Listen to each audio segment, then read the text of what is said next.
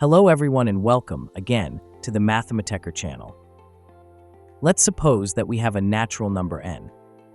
We would like to prove that, if the number 5 doesn't divide n, then the number n to the power of 4 minus 1 is divisible by 5.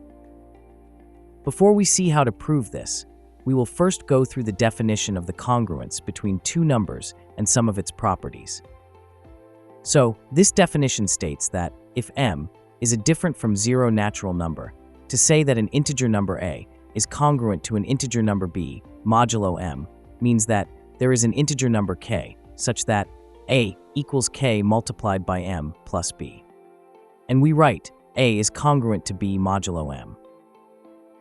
Therefore, among the properties that result from this definition, we resume that if m is a different from zero natural number and that a, b, and c are integer numbers, then first, if a is congruent to b modulo m, then a to the power of p is congruent to b to the power of p modulo m, such that p is a positive integer number.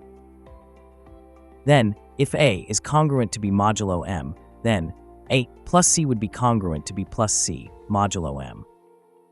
And finally, if a is congruent to b modulo m and b is congruent to c modulo m, then a would be congruent to c modulo m. Let's now see the proof of our proposition. According to our definition, if 5 doesn't divide n, then n would be either congruent to 1 modulo 5, or 2 modulo 5, or 3 modulo 5, or 4 modulo 5. Now we will prove that in each of these cases, n to the power of 4 minus 1 is divisible by 5. So if n is congruent to 1 modulo 5, then, according to the first property we've seen, n to the power of 4 would be congruent to 1 to the power of 4 modulo 5, which mean that it is congruent to 1 modulo 5. Then, according to the second property we've seen, we can deduce that n to the power of 4 minus 1 is congruent to 0 modulo 5, which mean that n to the power of 4 minus 1 is divisible by 5. Now, in case n is congruent to 2 modulo 5, then n to the power of 4 would be congruent to 2 to the power of 4 modulo 5. And since 2 to the power of 4, which equals 16, is congruent to 1 modulo 5, we can deduce, according to the third property we've seen, that n to the power of 4 is congruent to 1 modulo 5. And this means that n to the power of 4 minus 1 is congruent to 0 modulo 5, which mean that n to the power of 4 minus 1 is divisible by 5. Now for our third case, if n is congruent to 3 modulo 5, then n to the power of 4 would be congruent to 3 to the power of 4 modulo 5. And since 3 to the power of 4, which equals 81, is congruent to 1 modulo 5, we deduce that n to the power of 4 is congruent to 1 modulo 5, which mean that n to the power of 4 minus 1 is congruent to 0 modulo 5.